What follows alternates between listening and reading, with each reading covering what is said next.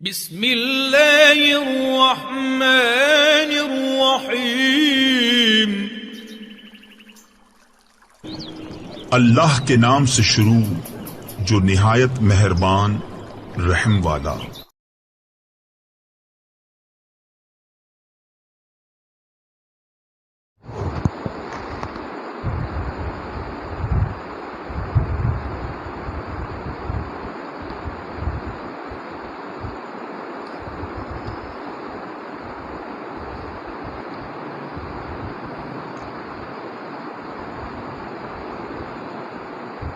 اعوذ باللہ من الشیطان الرجیم، بسم اللہ الرحمن الرحیم۔ سیقول السفہاء من الناس ما ولاہم عن قبلتہم التي كانوا علیہا قل للہ المشرق والمغرب يهدي من يشاء إلى صراط مستقيم۔ سيقول السفهاء من الناس، عن قریب کہیں گے بے وقوف لوگوں میں سے، ما ولاہم، کس چیز نے پھیر دیا ان کو، عن قبلتہم التی کانوا علیہا، اس قبلے سے جس قبلے پر وہ تھے۔ قل، آپ فرما دیجئے میرے محبوب صلی اللہ علیہ وآلہ وسلم، للہ المشرق والمغرب، اللہ ہی کے لیے مشرق ہے اور مغرب۔ یہدی من یشاء، وہ رہنمائی فرماتے ہیں جس کی چاہیں، الی صراط مستقیم، صراط مستقیم، سیدھے راستے کی طرف۔ اللہ تبارک و تعالی ہمیں بھی صراط مستقیم نصیب فرمائے۔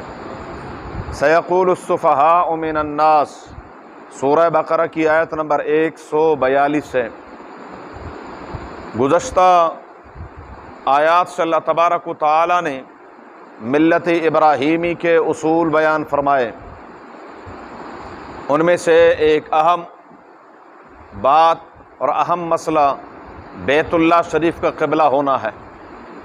رسول اللہ صلی اللہ علیہ وآلہ وسلم جب تک مکہ مکرمہ میں رہے ہجرت سے پہلے، تو حضور صلی اللہ علیہ وآلہ وسلم نماز اس طریقے سے اس سمت میں پڑھتے تھے کہ سامنے بیت اللہ شریف بھی آ جائے اور سمت بیت المقدس بھی آ جائے، چونکہ بیت اللہ شریف سامنے تھا۔ لیکن جب مدینہ منورہ تشریف لے گئے تو نبی کریم صلی اللہ علیہ وآلہ وسلم پر بیت اللہ شریف کے قبلہ ہونے کی ابھی کوئی وحی نازل نہیں ہوئی تھی، اور جن امور میں وحی نازل نہیں ہوتی تھی رسول اللہ صلی اللہ علیہ وآلہ وسلم گزشتہ انبیاء علیہم السلام کے جو طریقے تھے ان کو اپناتے تھے۔ تو گزشتہ حضرت عیسیٰ علیہ السلام اور بنی اسرائیل کا قبلہ وہ بیت المقدس تھا۔ رسول اللہ صلی اللہ علیہ وآلہ وسلم مدینہ منورہ میں جا کر بیت المقدس کی طرف نمازیں پڑھتے رہے۔ اس میں ایک مقصد یہود کا تالیف قلوب بھی تھا، یعنی ان کا دل نرم ہونا کہ چلو نبی کریم صلی اللہ علیہ وسلم بھی اس قبلے کی طرف نماز پڑھتے ہیں جو ہمارا قبلہ ہے۔ 17 مہینے تک نبی کریم صلی اللہ علیہ وسلم نے بیت المقدس کی طرف نمازیں پڑھی، اور ساتھ ساتھ آگے آیت میں آ رہا ہے، قد نری تقلب وجہک فی السماء، دلی خواہش رسول اللہ مبارک کی یہی تھی کہ بیت اللہ شریف قبلہ ہو۔ تو 17 ماہ کے بعد اللہ تبارک و تعالی نے حکم نازل فرمایا۔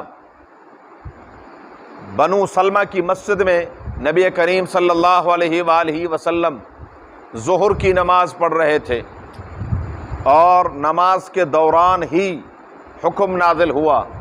آج تک وہ مسجد ذو قبلتین کے نام سے مشہور ہے مدینہ منورہ میں۔ اللہ تعالی ہم سب کو بار بار زیارت نصیب فرمائے۔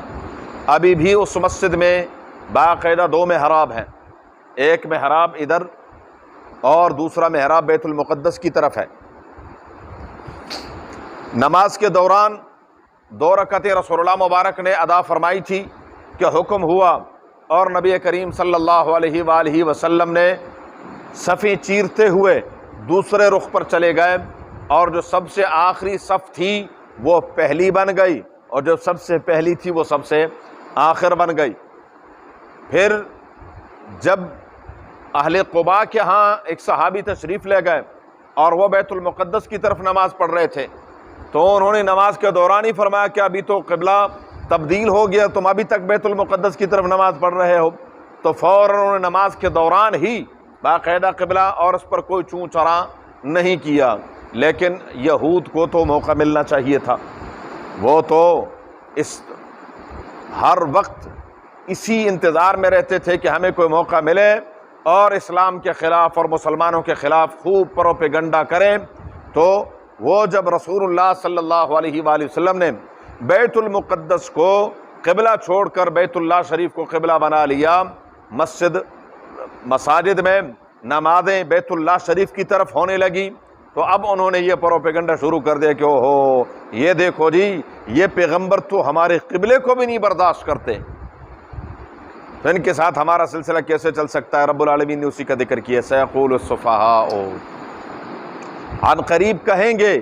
سفہاء سفیہ کی جمع ہے، سفیہ بے وقوف کو کہتے ہیں، پہلے بھی گزر چکا ہے۔ وَمَن يَرْغَبُ عَن مِلَّةِ إِبْرَاهِيمَ إِلَّا مَن سَفِهَ نَفْسَهُ، ملت ابراہیمی سے روگردانی منہ وہی شخص پھیرے گا جو بے وقوف ہوگا، دین اسلام اور دین توحید کو وہی شخص چھوڑے گا جس کی مت ماری گئی ہوگی اور اللہ تبارک و تعالیٰ نے اس سے سمجھ چھین لی ہوگی، تو وہی اس دین سے روگردانی کرے گا، ورنہ عقل سلیم والا شخص، سمجھدار انسان کبھی بھی اس دین کو چھوڑ نہیں سکتا۔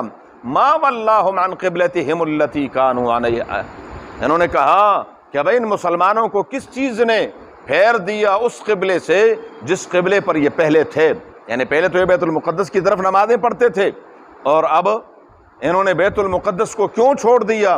رب العالمین نے فرما دیا، فرمایا میرے محبوب صلی اللہ علیہ وسلم آپ اعلان فرما دیں، للہ المشرق والمغرب، اصل تو اللہ کی اطاعت ہے، اللہ کی اطاعت، رخ کوئی ایک بیت المقدس کی طرف جب تک اللہ کا حکم تھا سر تسلیم خم، جب اللہ کا حکم ہوا بیت اللہ شریف کی طرف سر تسلیم خم۔